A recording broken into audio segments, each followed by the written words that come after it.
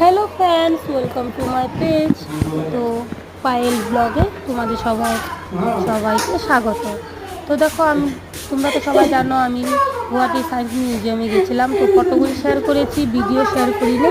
তো আজকে ভিডিওগুলি দিলাম, আরও ভিডিও আছে, পরে তোমাদের সাথে শেয়ার করব। তো সায়েন্স মিউজিয়ামে গেলে খুব ভালো লাগে,